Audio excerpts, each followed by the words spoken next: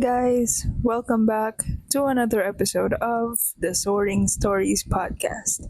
This is me again, Agatha Magsumbol, and today's guest is someone I've met during my internship or before my internship started. She was one of the speakers when I was in my third year of college. We had this subject called seminars in psychology, and she was one of the speakers of one seminar where I was one of the facilitators in our group. So that's how we met. She's an HR practitioner. She's currently on sabbatical and she's been doing a lot of things for herself, discovering herself more, meeting people, and just being an inspiration. So I'm glad to have this opportunity to be able to sit and talk and learn with her, and I hope you guys will enjoy and learn from this conversation as well. So, ladies and gentlemen, and everyone in between, please welcome Miss Clarissa. So much for having me, Kata. And it's such an honor and a pleasure to be here. So let me go ahead and pick up a card. Ito. The question is, and I'll read it. Ano ang huling bagay na nagpabigat ng loob mo? Paano mo hinaharap ito? There's one thing that I could immediately say about this topic na nakapagpabigat ng loob ko. Na really, hindi lang siya isang beses, but it's actually, a long-standing thing. And that is my kids growing up. Malaki na yung kids ko, di ba? So they're 19 and 17. So I'm now at that stage of my parenting where, they don't need me as much.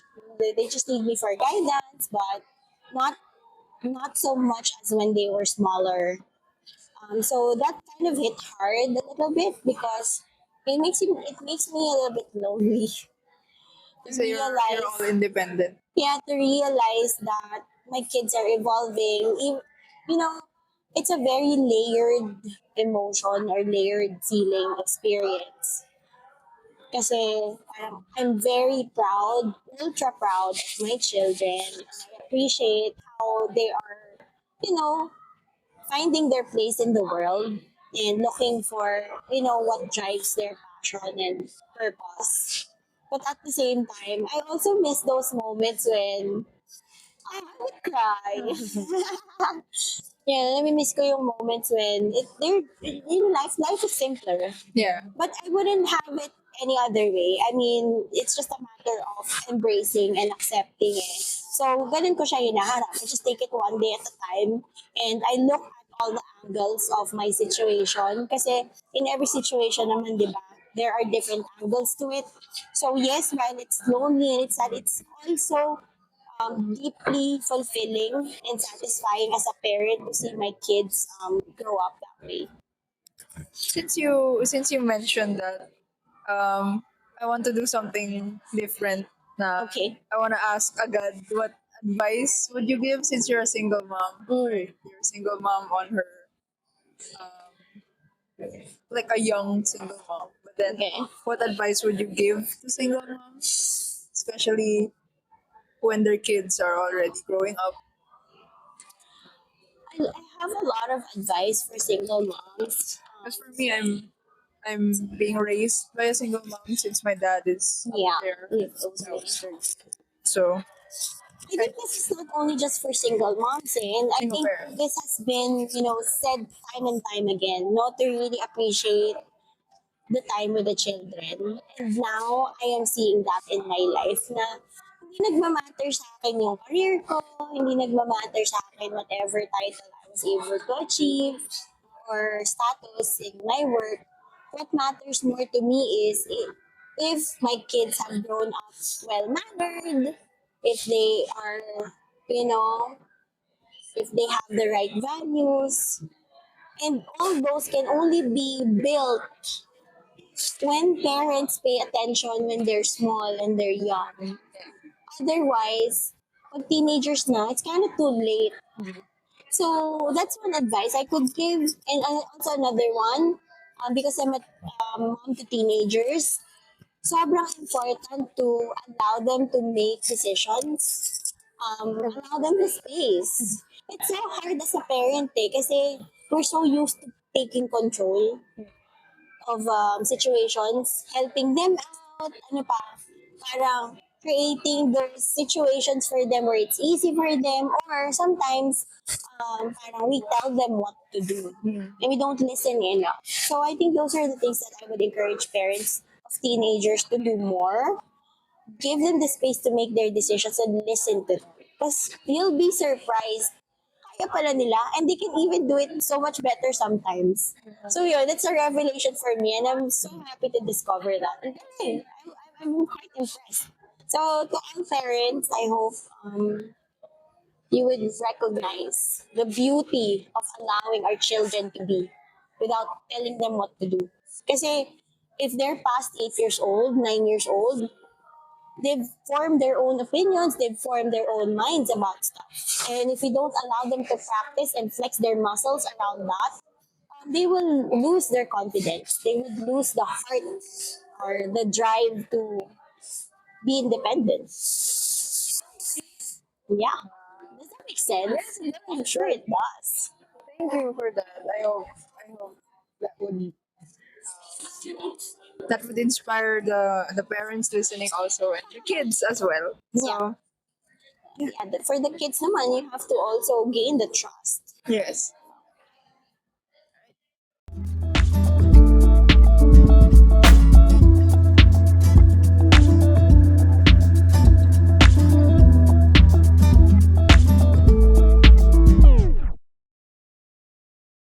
So thank you for that wonderful introduction, Miss Class. So to bring ourselves to our topic, which is fake it till you make it, to our Swifties out there, with Snow on the Beach, the song, but there's a lyric there.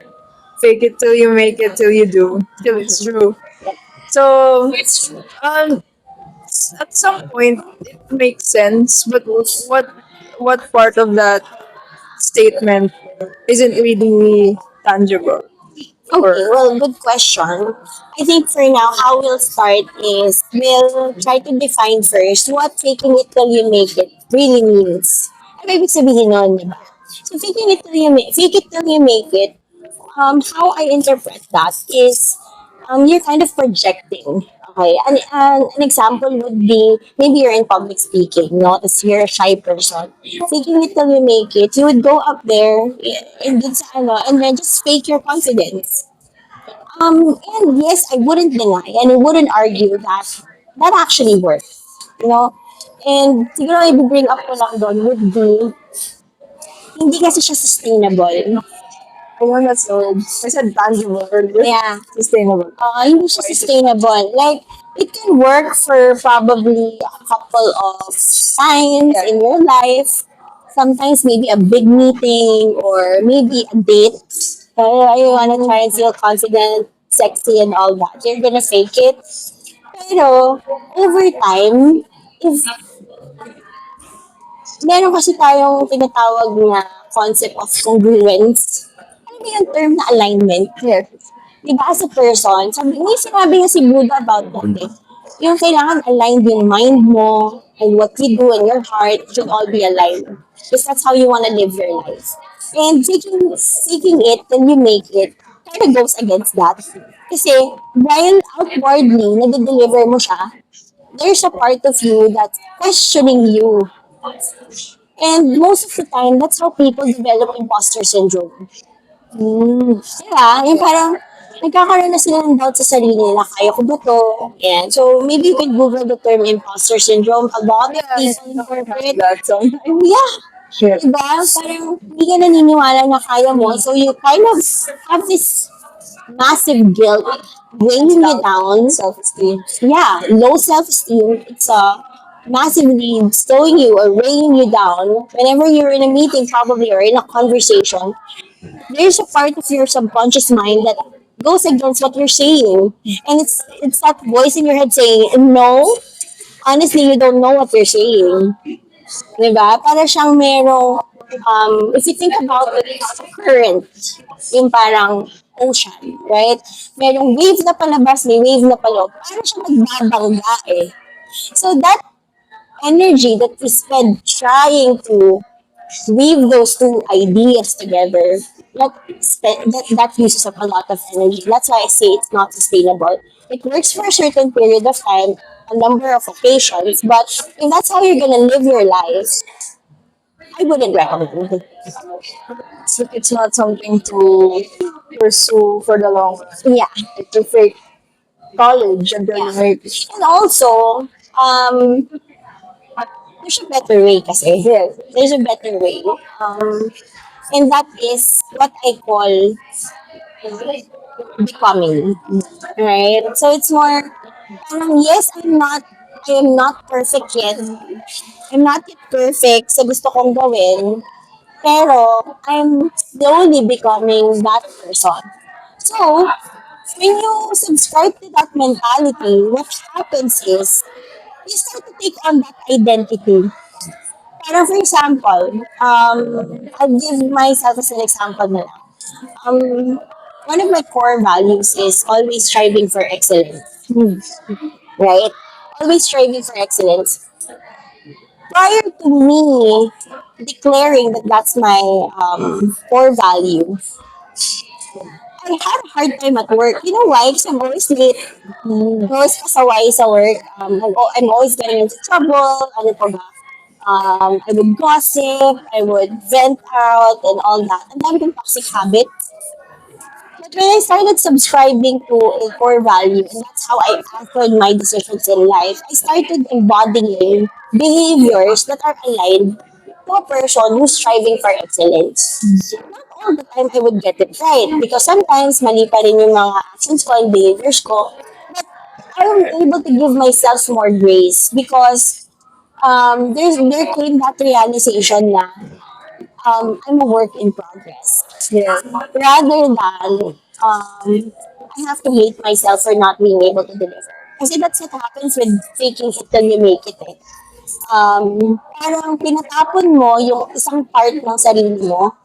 You're not really tinatapon, but you're kind of hating on that part of yourself na hindi kinakaya yung pressure or hindi kinakaya yung demand of a situation. And you're starting to say, you know what? I'm gonna compartmentalize you. You're not part of this situation. I'm gonna take over. And then there comes your other persona. Siya yung magte-take over. However, kung isa ka na lang, and when you're quiet in your room, that little piece of yourself starts hurting. Bigla nyo na-realize, I'm not good enough. Then yan, that's how you develop an anchor, imposter syndrome. Tapos, magsisnowball siya into bigger aspects of your life. Oh no, you know what? I really can't achieve this. Hindi ko talaga kaya to. Hindi ko nga kinaya yung meeting eh. Hindi ko nga kinaya yung presentation eh. Ito pa kayang career? Yun. So, biglang it's starting to shape your life pala. So, that's why I would say, going back to my point, align you to your integrity. Diba? Ako, I am the type of person who would strive for excellence. It's not all the time that I get it right, but I will do my absolute best to do it. So ngayon, feels more natural. Whenever I am in front of people and whenever I'm in presenting myself, I know I prepared for it. I may not get everything 100% right or perfect, pero deep inside, I know I'm trying to live up to it. So wala akong dissonance or incongruence. I'm not spending my energy trying to heal any part of me kasi mas naturally siya lumalabas. Yan.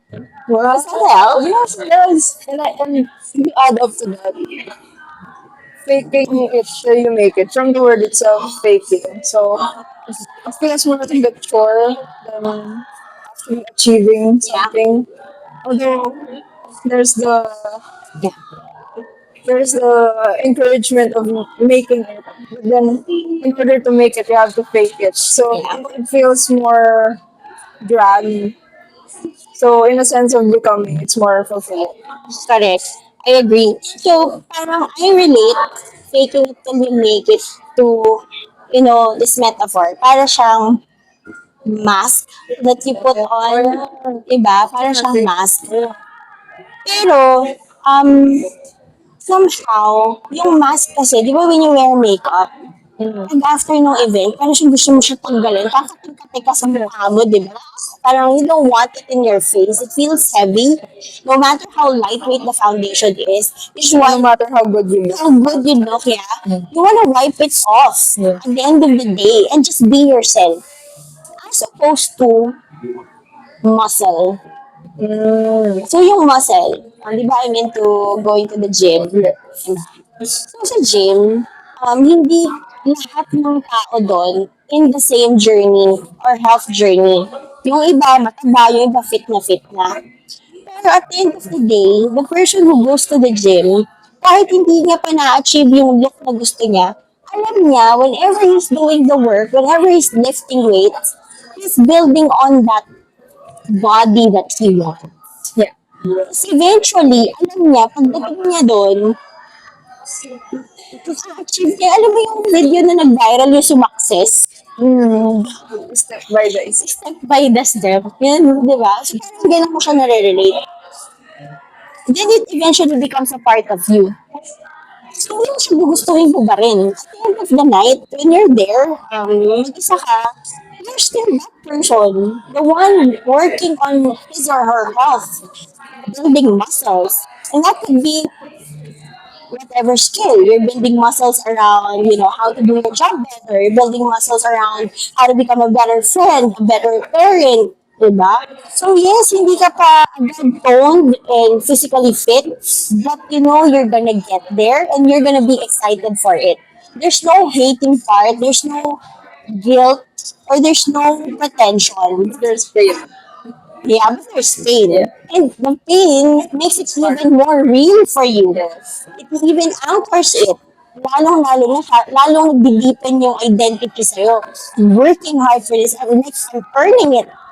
Diba? So that it increases your confidence rather than hitting hard on your confidence kasi alam mo, niloloko mo sarili mo parang gano'n when you fake it. So, no more taking off of the mask, but it's more building the muscle. That's how I would relate the difference between the two.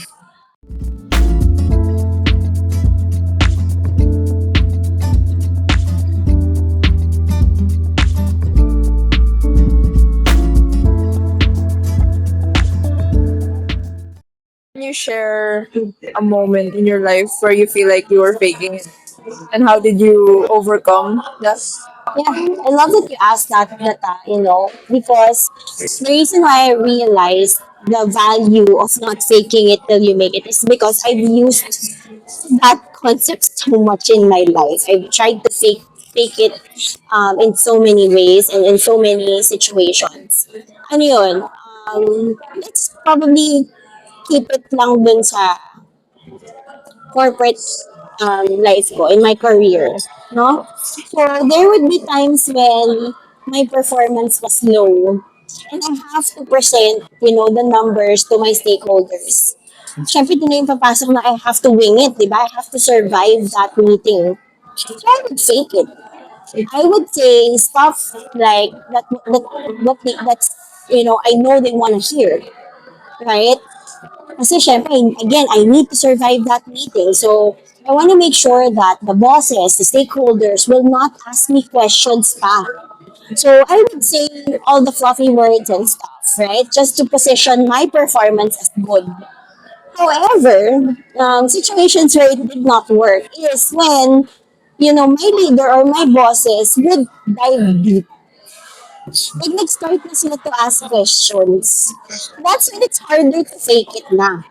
Siguro nag-work siya kapag yung meeting is only 15 minutes. But when they book it for probably 1 hour and they have the time to look into the details, that's when it's hard and it's never gonna work. Because you cannot fake real data. For example, if you didn't do the work, there are people issues, there are performance issues, delayed yung mga admin stuff. Sometimes you can say, oh, we got it all under control. Now, when you look underneath, like they start asking questions about paano ba nasabing it's under control? Right? And when we start to throw answers, the leaders or the stakeholders would start to immediately know that you don't know what you're talking about. And it blew on my face many, many times. That's why I know that faking it till you make it is not sustainable. You can only do it surface level, and then pag kailangan na ng more authentic answers, um, something that's really tangible, really cannot. You can't fake it. So I started moving away from that because of the humiliation of being found that you're faking it. That you're talking about something that you don't really know. I'm passionate about this topic because it's kind of close to my heart. Dahil nga, sa kagustuhan kong mag-elevate yung career ko, move up the ladder, quick, sometimes I would do fake it till you make it. Kaya lang, alam mo yung backlash niya, sometimes it's harder to repair. So, now I'm really gunning for more alignment. Not just in my career, but also in life. Kasi, na-realize ko, who you are at work and who you are at home is basically the same. Do you know the show I think it's Apple or HBO, yung Severance? It's a series. So look it up, whoever's listening, and then, you have time to Google. Merong series na called Severance. Yung story nun is there are employees na papasok sila sa work and then a part of their brain is shut off. Parang daw ikaw, si Kata, di ba?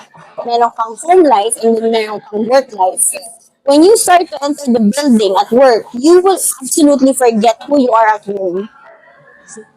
Tapos, pag pauwi ka naman, you will forget what happened at work. Yun yung severance. So, there's that disconnect between the persona that you have at home and the persona that you have at work. And it only works, hindi nga nag-work dun sa series na yun eh. So, hindi rin siya nag-work in real life. Presentation of That's faking it. yes, that's a representation of actually, I would say it's a shade to the corporate. Yes. Kasi sometimes we're supposed to fake it eh. Kahit may pinagdadaanan ka, hindi mo pwedeng ipakita yan sa corporate eh. Sa mga ka-work mo, ganyan, you have to put on a facade. Fake it till you make it through the day. Fake it till you make it through this chapter in your career. Pero that dissonance or that incongruence kind of eats up on you. Yan. So, that's why it's a lesson learned for me. Napagod talaga ako nun. Cause of major burnout. Tsaka it's also not genuine. Like especially if you have a chance to go back on how you made it, like all your achievements and what you did Yeah. to celebrate it. Yes.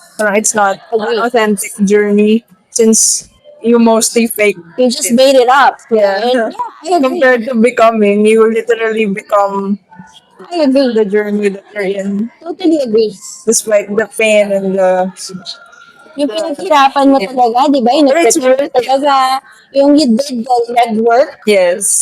leading up to the presentation. It's much, as a public speaker, dun din ako nanggagaling when it comes to teaching people how to be confident as a public speaker. It's very easy to frame a story when the story is yours. It's very hard to present a story that you just copied from someone else. Pero what am I trying to say here? Halimbawa, you have a story to share about overcoming your challenges. Pero sa totoo lang, hindi mo pa naman talaga siya na-overcome. Diba? It's very hard to present that kasi it's not coming from the heart. Tapos pag pinaligoy-ligoy ka na and you get asked different questions, you kind of go off tangent. It loses its value somehow. And people can tell from a mile away if you're not authentic. Alam nila. Kaya sometimes people on social media who are just trying to fake it, um, it's just a matter of time before they bomb it.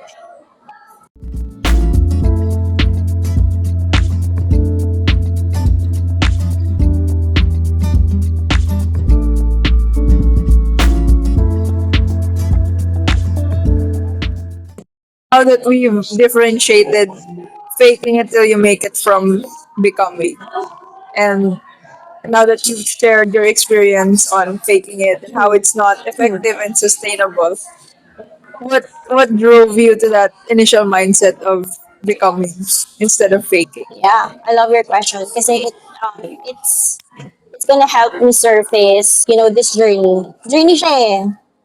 As everything is a journey. Lahat tayo on a journey, no? Can you once just sit still? Kailangan journey. But yeah, kidding aside. Aside from my realization over time that faking it till you make it is not gonna work for me in the long term, and if I really want to achieve anything in life, right? There's this book that inspired me. Hindi naman siya recent lang, but I had this book probably 2019 era, ganyan. It's called Atomic Habits by James Clear. Okay. One of our friends, shout out to Russell. You know him, right? The guy, Yeah, our yeah. only boy in the friend group, in the college friend group. He's been reading that, and we're very proud of him on his season in life right now. Yes. He's currently growing self growth on self healing. Yeah. So I would say that book is very effective. Even though I haven't read it, and I plan to buy it soon. We So should. It's one of it's on the those list. life-changing books talaga. So, the fourth tenet of the book by James Clear is be 1% better. Parang, di ba, on a daily basis. And by the end of the year, you're 365% better than when you started. And it's also talking about incremental growth rather than exponential growth. So what am I talking about? Sometimes kasi, when you fake it till you make it, sometimes you're looking for that grand moment. Di ba nag-aantay ka ng parang, boom, kaya ko na, boom, eto na ako. Kabaliktaran naman ng becoming is you build on it, you stack on it on a daily basis. Parang, katulad ko, gym, analogy ko kanina, di ba? Every day you go to the gym without even realizing that you have built all those muscles and that you have gotten good at the form. Alam mo na yung tamang form. Alam mo na yung tamang way how to lift weight. So that's how really I have embraced this mentality. Also, there's this thing we call neuroplasticity. Or si ano naman ang nag-ano to, I forgot na kung sino yung si Carol sa she's I'll look it up again. What's the name of the person? Neuroplasticity. It's the brain making and forming new connections. And that over time, the brain doesn't die. Yun kasi yung idea before. We thought brain cells die over time as we age, which is absolutely wrong. We just need to keep on using it. So we just need to keep on learning new things so that the brain can continue to develop and grow. So in line with that, embracing growth mindset makes perfect sense. So instead of trying to wear a mask, we can own and embrace the journey. Okay, right now, in this particular skill, I am just a novice. I am a beginner. And over time, I will, and if I have put in or clocked in enough hours working on this skill, I would eventually become an expert, right? Or advanced. Um, and so my point here is, yun yung inspiration ko in embracing this. Kasi I don't have to fake, I just need to own where I'm at in terms of whatever journey I'm going through. If I'm trying to improve my skills on this particular aspect of my life, then own it. You don't have to tell people that you're already good, and then they'll be more forgiving. People are more open to people who are authentic. We are more forgiving and we give each other grace when we own our journey. Parang, guys, I'm starting out, I've yet to learn. Yeah, that term yet, that word yet really sets the difference. Now, it's not now, but over time, yes. So you don't have to feel lack of confidence or fear. You just need to go through it and do the work. So you spend your energy, you spend your mind, all the more in building the skill rather than worrying about what other people will say. So you're closer to being authentic. You're closer to being more yourself. Diba? So as I am practicing that in my life, I have noticed how my mental health has improved. How my authenticity has, you know, always transcended in my discussions. Kasi there's no more faking it eh. I would even tell people sometimes um, what challenges I'm going through in life. And, I'm so surprised and amazed at how it impacts them positively. Just sharing where you are at. Diba? Parang, you don't have to be perfect eh. So why fake it? You can just give your mental health a break and stop pretending. Just drop the mask, be who you are. Ang siguro masasabi ko lang is do honest work. Live with integrity. If you say you're gonna do it, do it. If you say you're gonna work on it, do it, work on it. Give your 100% best. And then that immediately, just dissipates all of that imposter syndrome. Kasi parang I'm not trying to be anything I'm not. I'm just trying to be me, just better every day. Parang gano'n. So yeah, I hope that answers your question. So I have a quote. Becoming isn't about faking; it's about aligning. Yeah, who you are now and who you want to become. That's alignment. So every day you make decisions as if you are that person that you want to become. Parang idol mo yung future self mo. Hey, idol, I'm gonna be like you today. Diba? Future self mo. You're observing your future self, visualizing how Agatha would be in the next 2 to 3 years. Agatha is going to be a very successful, I don't know, recruiter, HR practitioner. So how is Agatha going to act, diba? Now, if for example, ako na yon, I'm a successful person. Diba? It's all about, you know, visualizing that identity. Who do I want to become? And then start embodying it now. What's stopping you from doing it now? Kailangan mo pa hintayin 2 to 3 years, hindi ka darating doon. Yun. So, I think nawala na sa vocabulary ko yung faking it till you make it. As in, I think the last time I've ever said that, years and years ago pa. And I also do not recommend people to keep saying that. Fake it till you make it. Kasi it kind of builds a mindset eh. A core principle yung sinusunod mo. Malulusutan ko if I fake it. Diba? So, yeah.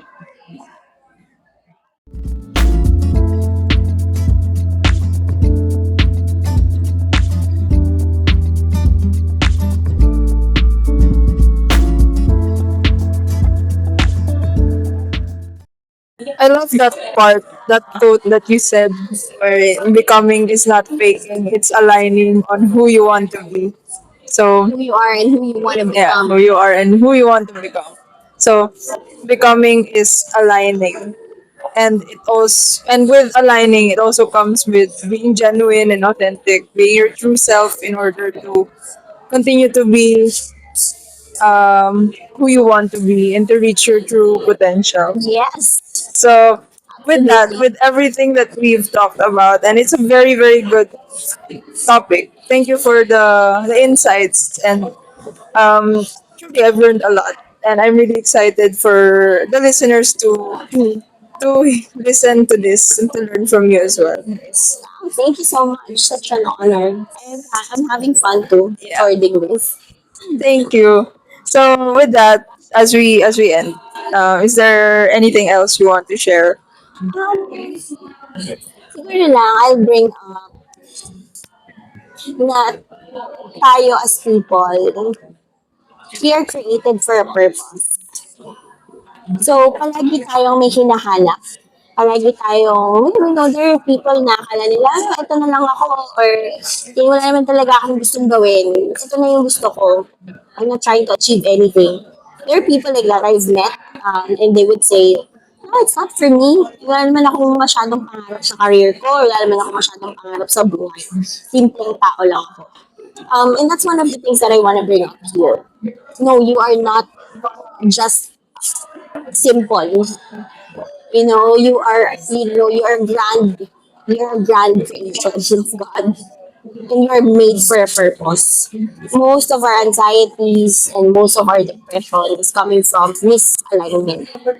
We are not aligned dun sa purpose natin, why we're here. And we live our lives as if, we're wearing a mask.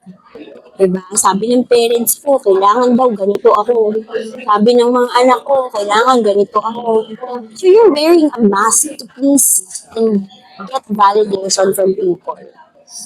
So siguro, hindi lang natin i-address dito na faking it till you make it. I-address natin yung paano ka ba mamuhay? Are you living for yourself and your purpose? Or are you living for something else?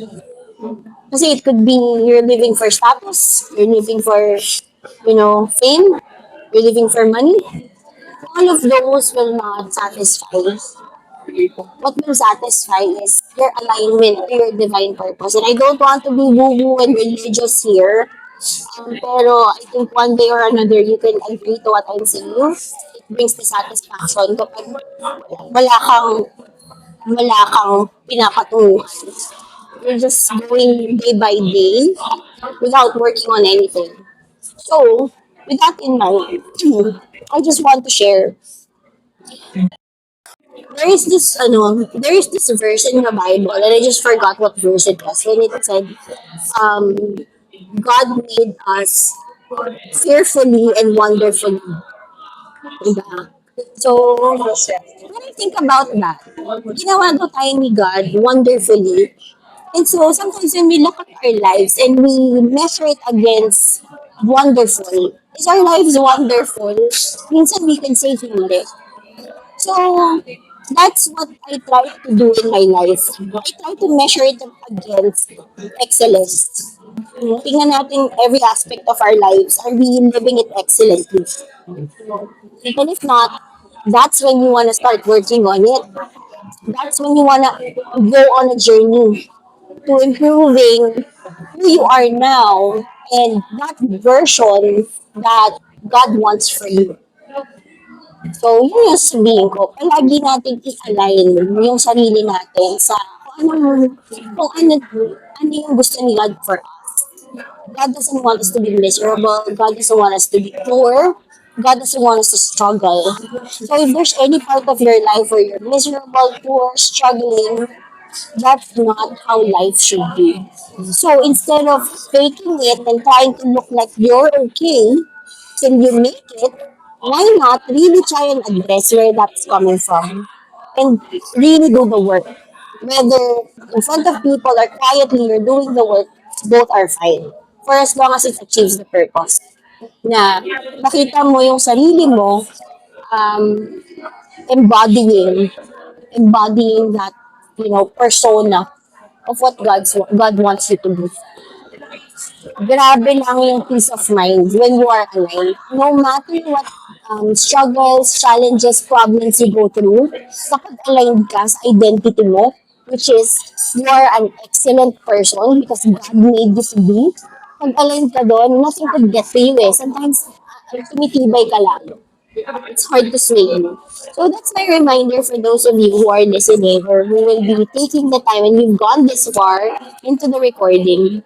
I hope you're able to pick up things that you can use in your life, kahit mga simpleng takeaway lang. But more than that, I want to remind you that you are loved. You are loved. Diba? And so, I want you to look at your life if yun ba yung nangyayari. And if not, then let this be a reminder, let this be a call for you to start working on it one small action at a time. Not to fake it, not to, pretend that you're okay, whatever, but just to start your journey, and, you evolve as a person. Yun yung puno eh. Bakit ko nasabing we need to evolve? Yun yung puno, di ba? Pag niiwan mo lang siya sa isang lugar, yung seed, eventually lumalaki siya, di ba? So, lalo na tayo as people, we are made to evolve. So, we want to continue evolving for the better. So, there. Thank you so much for having me here. I really appreciate the chance to share Much, Miss. Thank you so much. That was very heartwarming and very insightful. Especially when you mentioned the verse that we are fearfully and wonderfully made, and that we are made for a purpose. So we believe in that, and we hope that, again, what you mentioned, we hope that you guys can pick up a thing or two from this conversation that we have. So once again, thank you, Miss Yeah, no, Clarissa. thank you, Gata, for doing this. Giving opportunities for people like me, to share my message, to share my story.